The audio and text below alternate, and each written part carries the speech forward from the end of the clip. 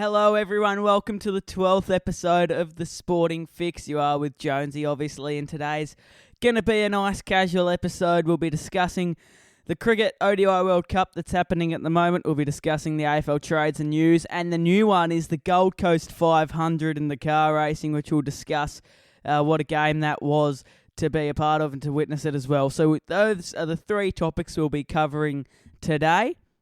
And we'll start off with the Cricket World Cup, and it'll be Australia's game that we'll start off with against the Netherlands, and then we'll work our way down the pecking order through the World Cup. So we go to that game, and obviously we know it was the biggest, win in World Cup history, or very second win, or whatever it was. It was a massive win. It was 309 runs, which is phenomenal for Australia to win by that much. It was genuinely just a slaughter, an onslaught. It was like they put the Netherlands to the slaughterhouse, and it was just amazing to watch because, yeah, the Netherlands, they aren't a cricketing side, but still for Australia to put on a demolition show like they did against the Netherlands was simply unbelievable on Wednesday, the 25th of October. Australia, they did really well. So they had Warner, who made 104. Obviously, Mitch Marsh couldn't get going. He only made 9. But from then on, it was perfect because it was Warner who made 104.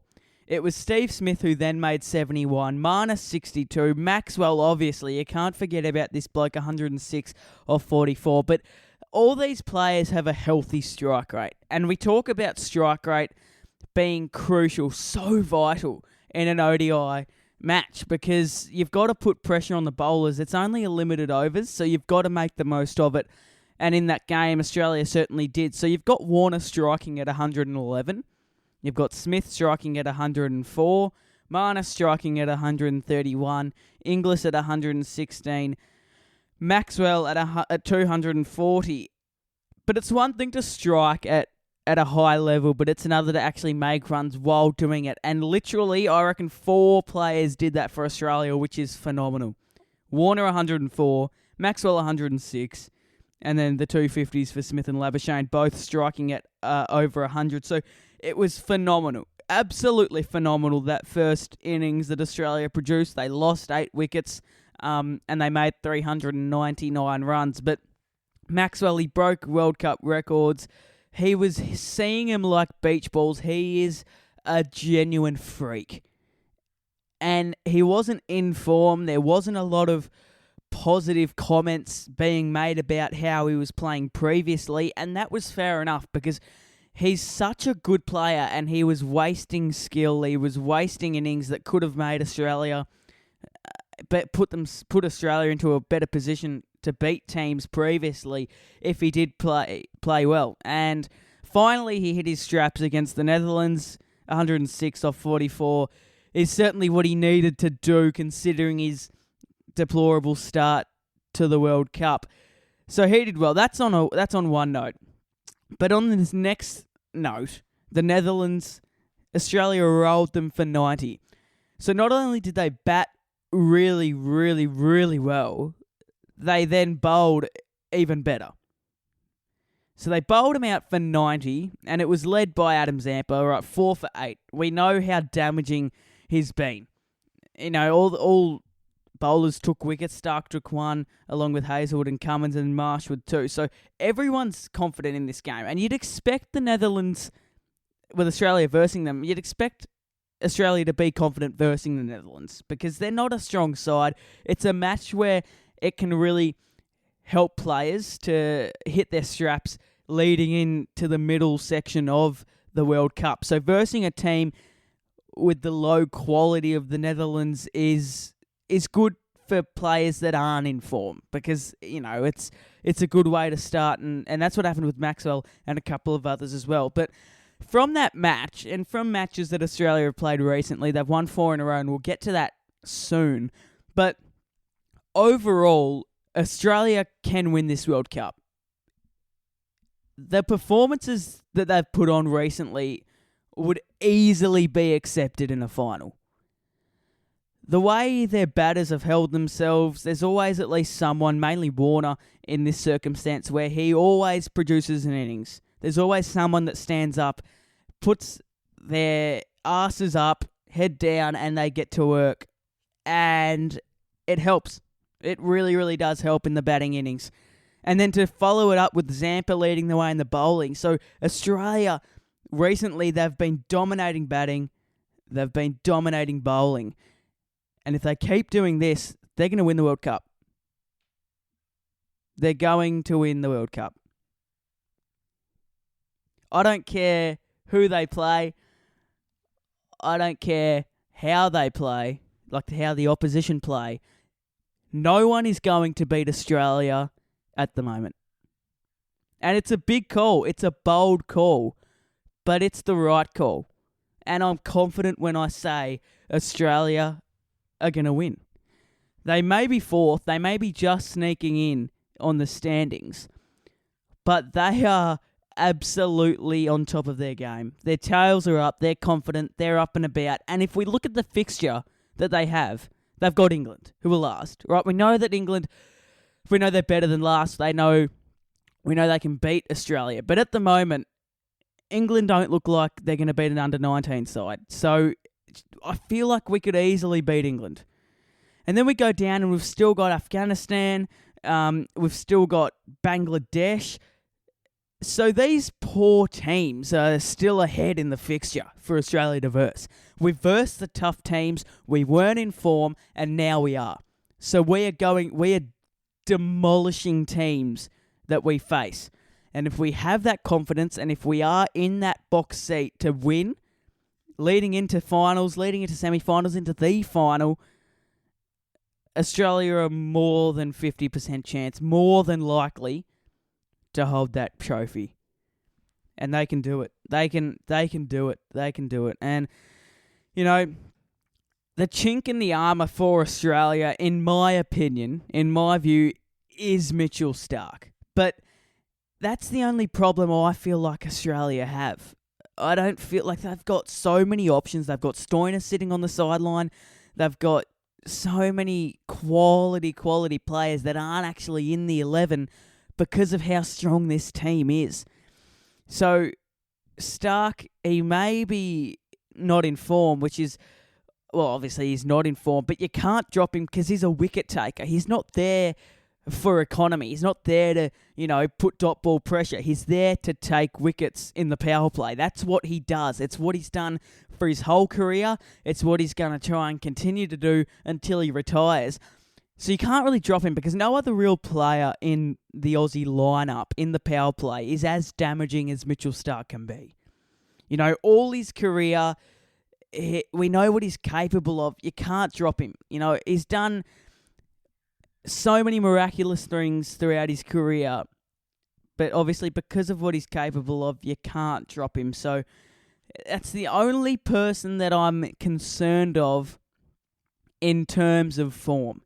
Marnus Labuschagne is another who could be on the chopping block when it comes to holding your spot, but he's good enough because he steers the boat. If Australia are in absolute hell, if they've got off to one of the worst starts possible, Marnus Labuschagne, he's the wall, he's the block that can really swing the momentum and really, I guess, change the complex of the game. And we saw that 62 with a strike rate of 130 against the Netherlands, and he's very, very capable of just changing a game on its head when he's out there in the middle. So it's an interesting one when it comes to the lineup and what's Australia's strongest team and who's involved in it. But I feel like at the moment, Australia have their strongest team and they're doing well, so they don't need to change anything when it comes to lineup. So that's the Australia, that's the Netherlands game done. We now move to the day after. So it's the 26th of October on the Thursday. It's England versus Sri Lanka. It's the game that has absolutely made every single citizen of Australia jump for joy. Because when you look at the sheet, when you look at the scorecard and see Sri Lanka win by 8 wickets, it means England, the reigning premiers, the reigning champs, are not even going to qualify for the final. And we look at their innings, they get rolled for 156. It's unbelievable, absolutely unbelievable. Their batting is that poor at the moment that even a side like Sri Lanka can roll on top of them and just put them to bed. It's really concerning in an England's perspective, but as an Aussie and probably every other country, it's absolutely smokes and whistles at the moment. And they couldn't even put pressure on the Sri Lankan batters. So, it's good to see England. They're not going to make the finals. It's impossible mathematically. Whatever you want to do, they cannot physically make the finals. So that's good. Puts your mind at ease. And we move to the next game. Pakistan, Sri Lanka, 27th of October on the Friday. This is the game that the whole tournament has been waiting for. A thriller. A thriller. We've been waiting for so long to produce a thriller. It was South Africa who reigned supreme by a wicket. And it was a genuine classic. ODIs don't get better than this. ODIs do not get better than this. It is what teams strive to do. I mean, you look, all the pressure on Maharaj, all the pressure on these tail enders to deliver the goods, and they did. But before we get to the end, you've got to admire Babar Azam and Saad Shakil, who top scored with 50 and 52 for the innings of Pakistan. But then in the South African innings, Adam Markram again, he is honestly on top of his game at the moment. So is South Africa. They are doing really, really well. And it was a thriller that the whole tournament had been waiting for. And they got one, and it was absolutely unbelievable to watch. Now, the next Australian game against New Zealand. What another thriller. 5 runs separating these two teams at the end. Travis Head, David Warner, an absolute opening pair to die for. 175 run opening stand.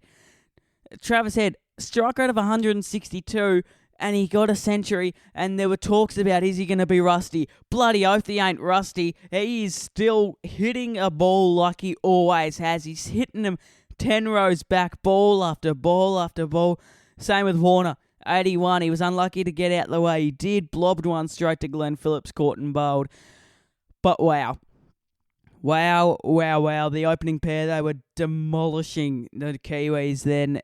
Mitch Marsh, 36. Not a lot after that, but you just got to admire the skill, the determination, just the sheer natural talent that Warner and Head has in cricket, in a batting sense. Absolutely brilliant. Simply unbelievable. The New Zealand innings, their batting lineup. Rachin Ravindra, he got 116. He was the standout of them all. And he's a young bloke as well. He's only 23, and he's got a bright future ahead of him. So New Zealand, they've got a good batter there, Ravindra. Adam Zampa again, 3 wickets. I just want to go down to Mitchell Starc again. So we go to the lineup, against the New Zealand game. They lose 9 wickets, the Kiwis, but Starc doesn't take any, and he has an economy rate of 9.89. We know he isn't in form, but we know what he's qualified of doing. So he was the only one that, again, really, really, really was questionable with his innings. He was the one that was really, testing the selectors and how they can go about selecting a team, but he's got to, sort of up his game in order to cement his spot.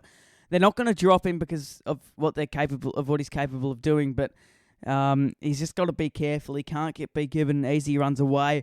But on the other hand, Adam Zampa versus Sri Lanka. before we get to all the games he's starred in, I just want to spend some time on Adam Zampa. What he's been able to produce has been absolutely world class. World class at its highest point. Against Sri Lanka, he took 4 for 47. And yeah, Sri Lanka, they're not the strongest side, but boy, taking 4 wickets in a World Cup is very, very good. But he's done it so many times. So 4 for 47 against Sri Lanka. He then goes on against Pakistan and got 4 for 53. So he's backed up the 4-wicket haul with another 4-wicket haul. He then versus the Netherlands, and this is the one where he's starred against. He got 4 for 8. 4 for 8. These things don't happen like every day, you know. You only get these figures as rare as they come. He's produced so many good games. Against the Netherlands, 4 for 8. You don't do that. It's almost impossible. 4 for 8 is unbelievable. The economy rate, the way he gets wickets. And then he got 3 for 74 against New Zealand. He just terrorises the opposition. And currently, only Shane Warne has more ODI wickets than Adam Zampa when it comes to spinners. He is a legitimate star of the game.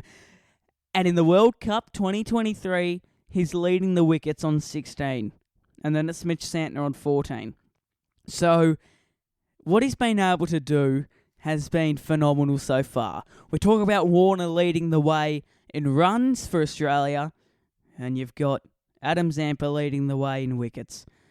So, it's been really, really fun to see what a World Cup we've experienced, and it's only going to get better with Australia versing England, then they're versing Afghanistan, and then they're versing Bangladesh.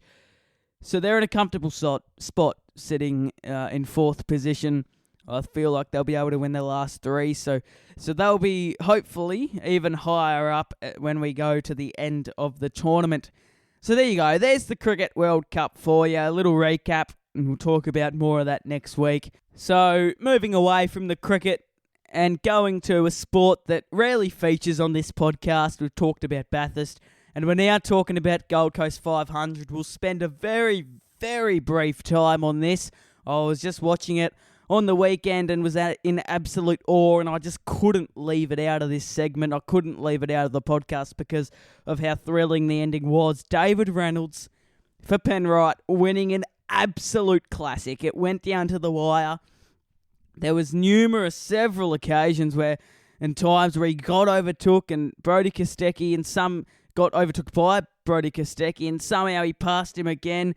It's what racing is all about. The fast, the suspense, the thrilling finishes. It was beautiful to watch. Anyone, even if they don't like racing, they would have found that the last few laps entertaining at its peak. I don't care if you hate racing.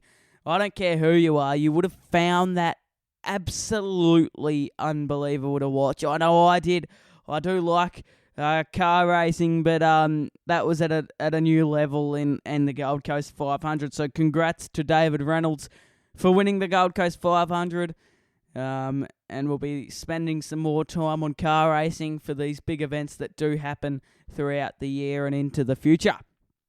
So now, the AFL trades, the AFL news, and everything going on in the AFL as we head towards pre-season. Carlton, they're set to land Fantasia. Now, Orazio Fantasia, he was a prominent player at Essendon. He was actually really, really dangerous, I thought. He hit the scoreboard. He was really, really good, and Port tried to go after him. And they failed miserably because he only featured a couple of times. He didn't do what he did and didn't do what he was capable of doing like he did at Essendon at Port Adelaide. So now it's Carlton's time. Carlton's turn to try and build this player into what he always was. And they'll be looking to do that at Carlton, at the Baggers. So, Fantasia, it's a good pickup. If the managers and everyone within the club are able to, I guess, keep Fantasia, it will be absolutely unbelievable for them because we know what he is capable of, and it would be unbelievable to see him playing football again at his absolute peak.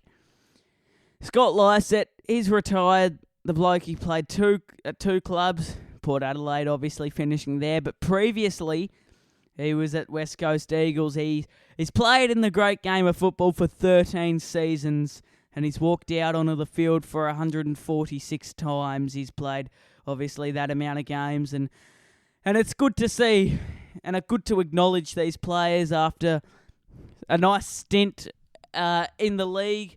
It's really, really good to see.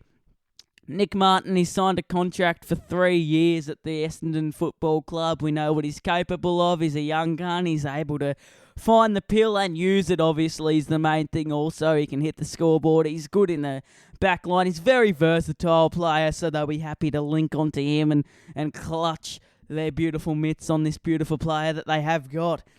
Now, before we end, there are big headlines around Melbourne.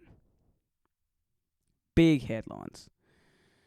For a club who is in a good state on the field, they are in probably the worst state away from the field. It's as stressful as you could get as a club, because you've got Goodwin charged with illicit drugs, or rumours that Goodwin has been, taking illicit substances and all sorts of stuff. You got Clayton Oliver and all sorts going on with him. You got the culture of the club being discussed around the whole damn country. I mean, you couldn't have a more stressful environment than this. So, honestly, if they just, wipe this out of the equation and find a way to get back to the basics and then perform in 2024, that would be an ultimate comeback. It would be a very, very good comeback, because currently, if things keep going how they're going, Melbourne are going to be very, very, very difficult. They're going to find themselves with no wins, because it's going to be so difficult for them to find a win with this culture at the club. So it's big news in Melbourne, and I hope that things start to end up well. I hope things manage out well, and they can secure a nice culture at the club, and all sorts of things happening there, and hopefully everything's back as it should be, because at the moment, you don't want to be a D supporter at the present time. So Melbourne, they're in dire straits at the moment away from the field. Nick Martin to Essendon for 3 years. Scott Lysett retired, Carlton to land Fantasia. So thank you everyone for listening to this podcast. It's the 12th episode of the Sporting Fix. I hope you got your little sporting feed for the week. Thank you everyone for listening. I'll hope to see you next week with all the news around sport.